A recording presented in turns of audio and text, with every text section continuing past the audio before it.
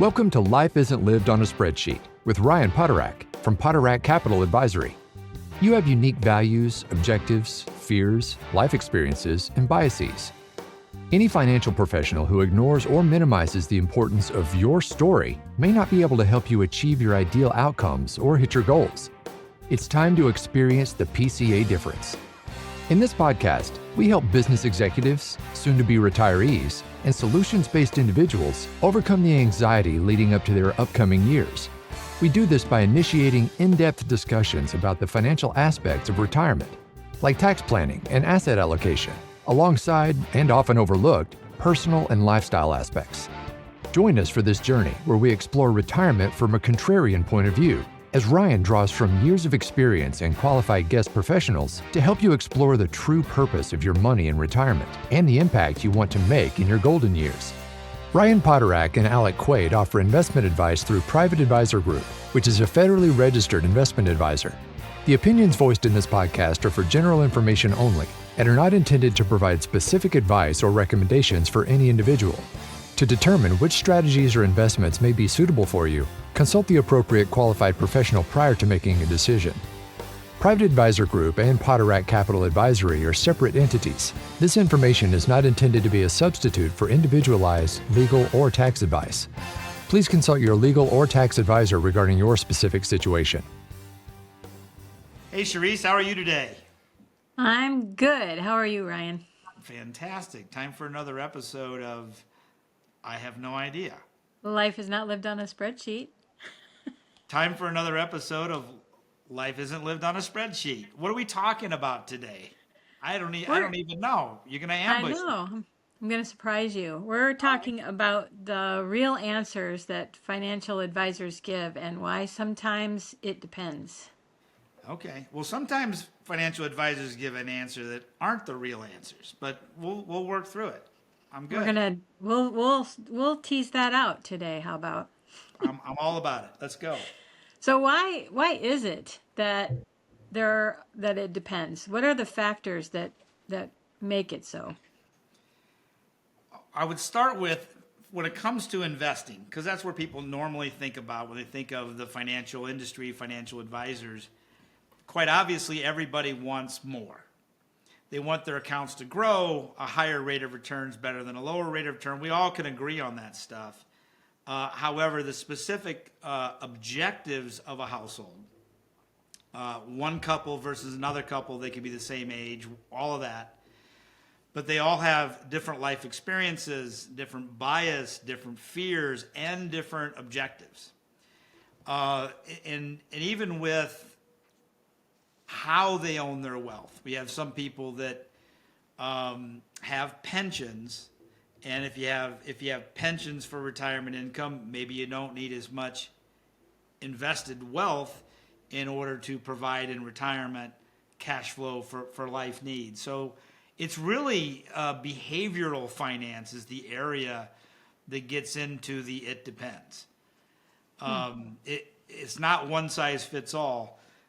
I would say from my experience, which is 34 years and counting now, there are plenty of financial firms and advisors that go about their work as a one-size-fits-all. Yeah. That's not that uncommon, is cookie-cutter portfolios give you a risk assessment. And, somebody with moderate risk tolerance who's 35 and moderate risk tolerance at 65, they might be put into the same fund portfolio. So I would just say oftentimes there's not enough questioning and listening. Mm.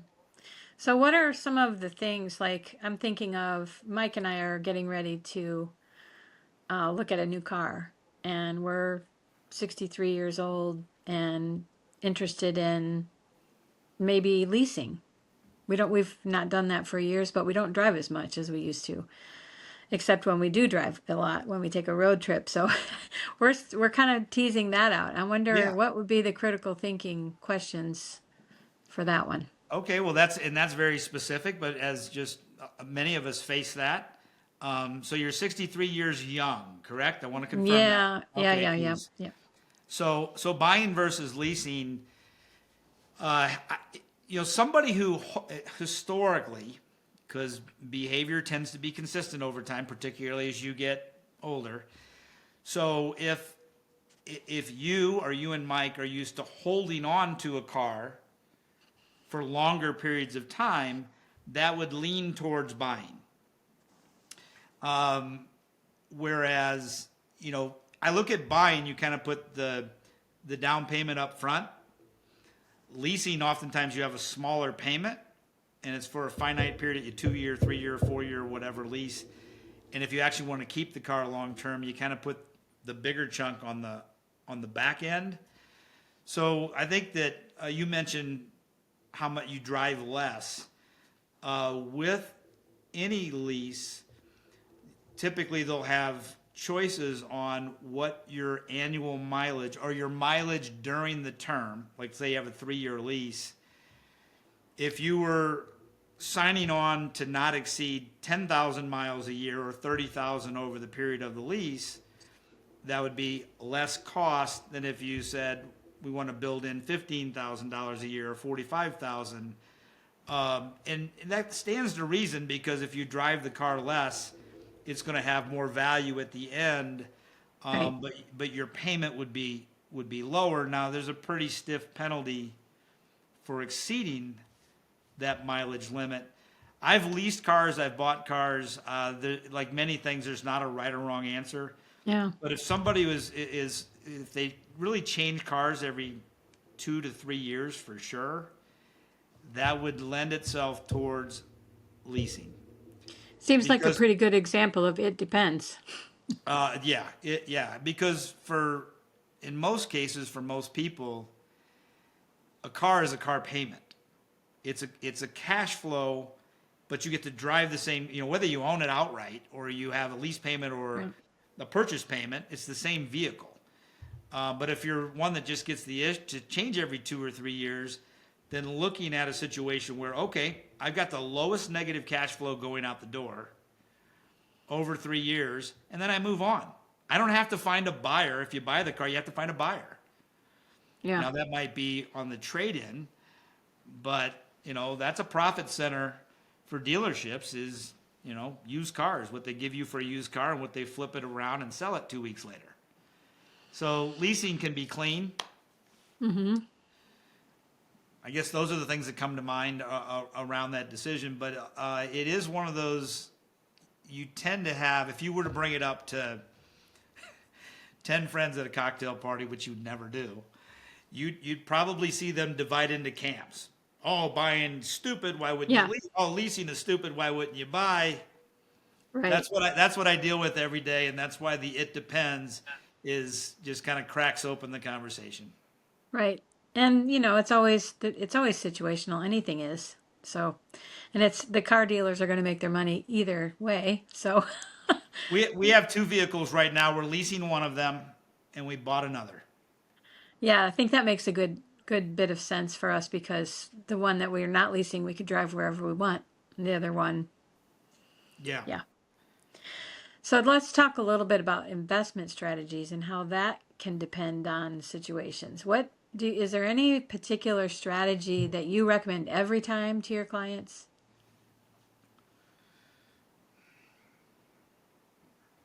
No. There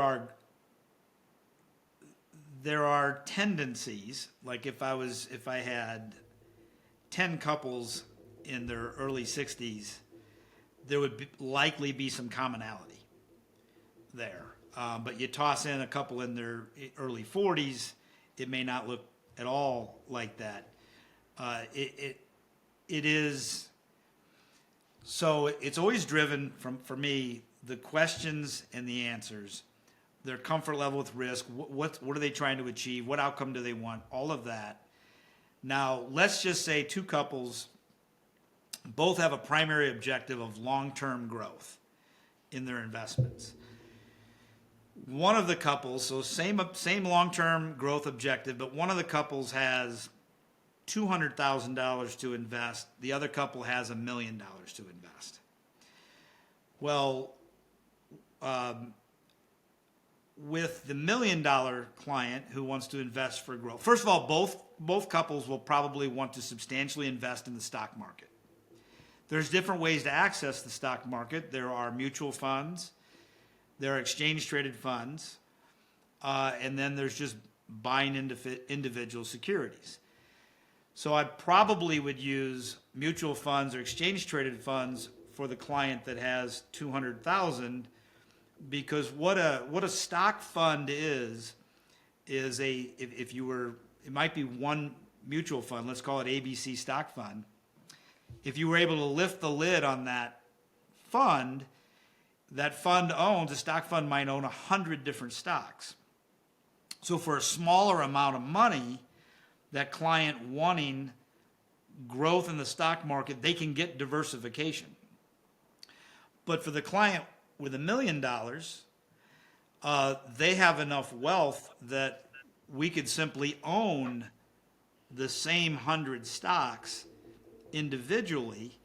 So what is the difference then? First of all, there's no difference in risk between those two couples, but the $1 million client doesn't have the added expense of the fund. Every fund on the planet has internal fees and expenses, turnover, overlap, other technical terms, where there's more of a drag on the rate of return than if you just owned the 100 stocks. But you have the price of some stocks can be pretty high, where the $200,000 client just simply couldn't afford to have both diversification and owning individual stocks. So it sounds like you use similar principles in your thinking, but every situation is so different. Do people expect you to have all the answers, or do they expect you to have all the questions? I would say they expect us to have all of the answers. They're surprised when we emphasize the questions. Right. In an evaluation of what's right for the client as a fiduciary, the more questions we ask and listen, I mean, the solutions to me become self-evident. At this point in my career, if you ask enough questions, it's pretty straightforward what the appropriate thing is for the couple to do. It's when you have a more abbreviated process, or the financial professionals in an organization where it's more about selling and bringing clients on, 1 visit, 2 visits, let's move your money because we're great. Haven't you seen our big brick building and our big cherry wood conference table? That there tends to be shortcuts, and that's where, when those people that go to a big box shop with maybe a boilerplate portfolio, then there might be dissatisfaction. That's when I see them after the fact and analyze that portfolio and ask more questions, it's like opening up a whole different world for them. Right. Well, we're not used to that. Do you find that they appreciate that? The comparison of the two process? It's typically, Charisse, the client or the couple would never think of that, but when they experience it, it's a totally different experience. Because if you think about your life savings, you and Mike, or any couple, can a person in my position really ask too many questions? Can I spend too much time trying to make sure we do what's in your best interest? I mean, the answer to those questions, rhetorical questions, is obvious. Yeah. And so we're investing our time in the questioning, in the listening, because it's the right thing for the client, and we make it much less likely that there's a mistake, that I misinterpreted something, or that sort of thing. We are talking about our life savings here, so it's no small thing that you're Right. helping us with. Right. Like I say, health is number 1, but financial security is rarely number 3 in a client's priority. Yeah. Well, yes, everything pivots around it. So in the days now of, typing in a question and getting an AI response, how does that factor in to your thinking in terms of it depends? I guess I go back to, from a behavioral coaching perspective, I love AI. increase the efficiency of my practice and the work that I do. But typically there's not nuance. They can't sense fear and biases, for example, which play a big part in how a couple behaves and what decisions they make. Or if a couple is telling me what they think they want, and then I'm not taking that at face value, like AI, and I'm asking what they've actually done in the past, if there's a disconnect there, the zebra can't change its stripes, so I'm going to focus on that.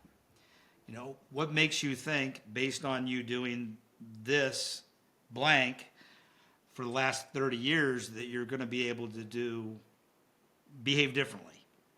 So there's an accountability, a candidness, a forthrightness that is going to come out in that interaction, because I'm not a yes man. I'm here to help them, guide them, steward them to making good decisions. I'm not going along to get a sale. Which is very, very different from many other financial advisors, yes?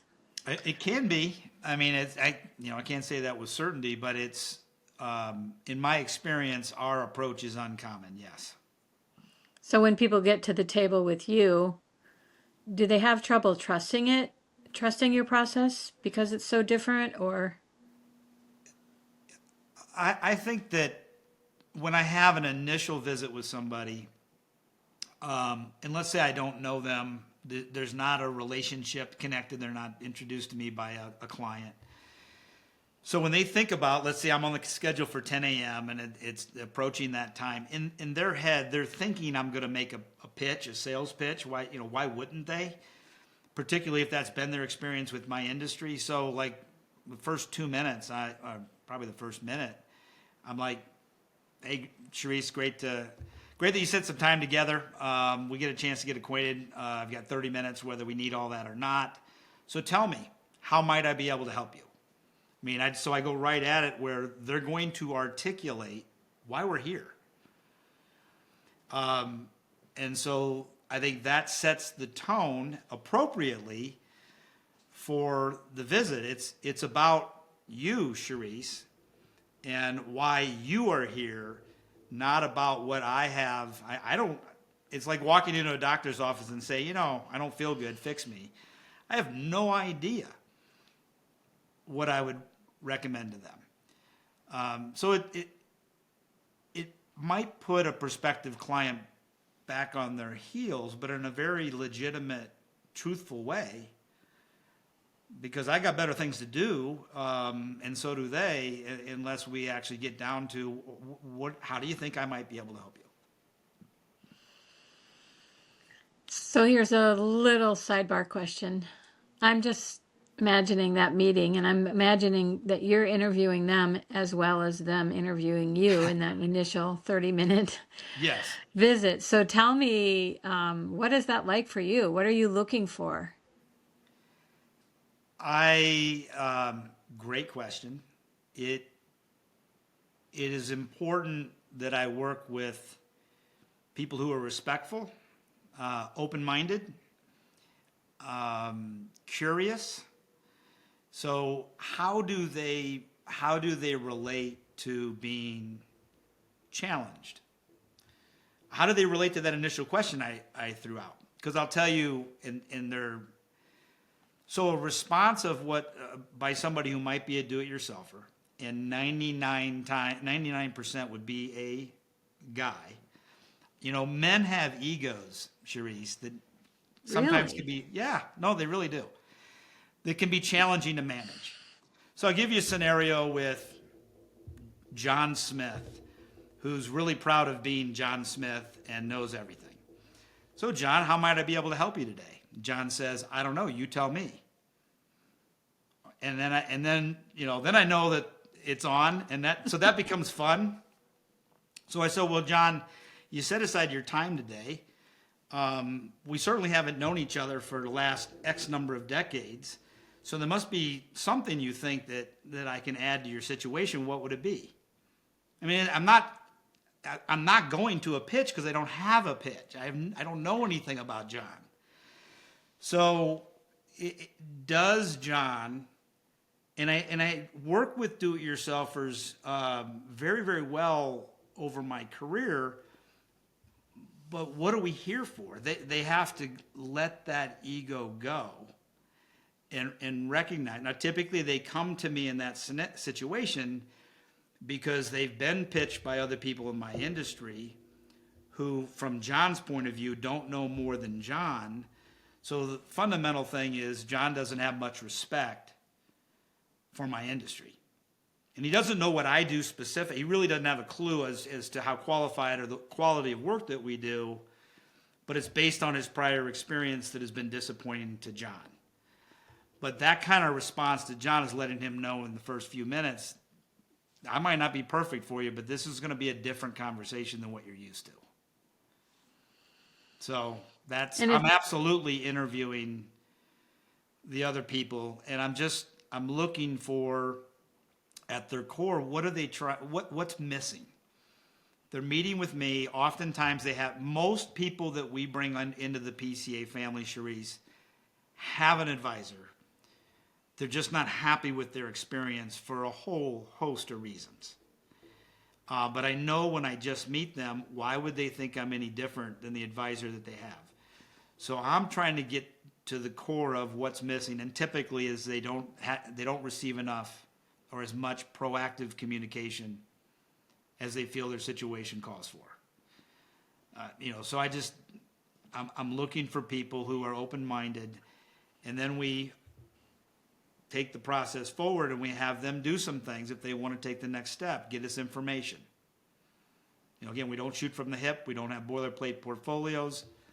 Let me see how you're invested now. Let me educate you to the fees and expenses you're paying that you don't know you're paying, and on and on and on and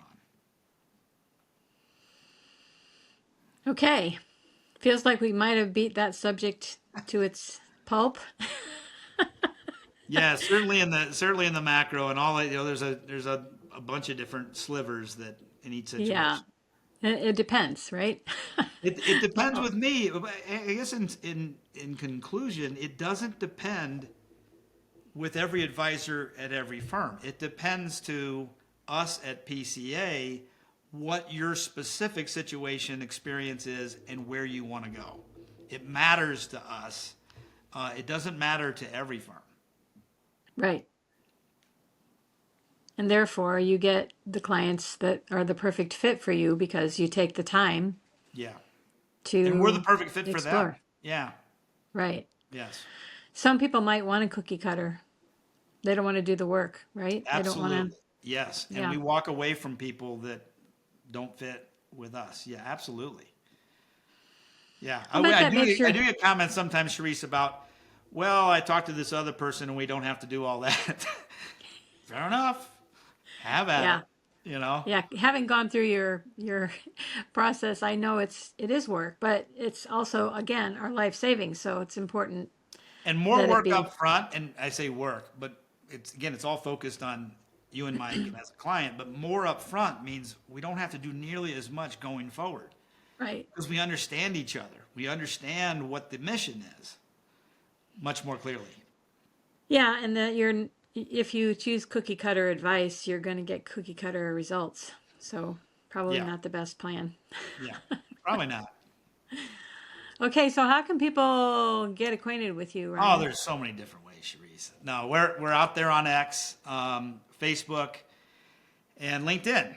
You can go to our website, www.poterack.net. That's POTERACK.net. I'm Ryan Poterack. You can also call our office. Actually, the number's on the website. I don't always remember it. But yeah, and we do these podcasts every couple of weeks. If you go to our website, poterack.net, you'll be able to listen to a number of prior podcasts, read our blogs, and other information as well. If you want to get acquainted, Anna Hopkins has worked with me for over 17 years. She directs traffic, and she's the boss operationally. We'll set up some time for us to get acquainted. Cool. Good stuff. Well, I'll see you next time, Cherise. Okay, see ya. Thank you for listening to Life Isn't Lived on a Spreadsheet. Click the follow button to be notified when new episodes become available. To ask questions about topics covered during the show or get a copy of Making It Count, Life Isn't Lived on a Spreadsheet by Ryan Poterack, visit www.poterack.net or give us a call at 704-366-5776. The information covered and posted represents the views and opinions of the guest and does not necessarily represent the views or opinions of Poterack Capital Advisory. The content has been made available for informational and educational purposes only. The content is not intended to be a substitute for professional investing advice. Always seek the advice of your financial advisor or other qualified financial service provider with any questions you may have regarding your investment planning. Poterack Capital Advisory does not offer legal or tax advice. Please consult the appropriate professional regarding your individual circumstances. Nothing contained herein is to be considered a solicitation, research material, an investment recommendation, or advice of any kind. The information contained herein may contain information that is subject to change without notice. Any investments or strategies referenced herein do not take into account the investment objectives, financial situation, or particular needs of any specific person. Product sustainability must be independently determined for each individual investor. Poterack Capital Advisory explicitly disclaims any responsibility for product suitability or suitability determinations related to individual investors.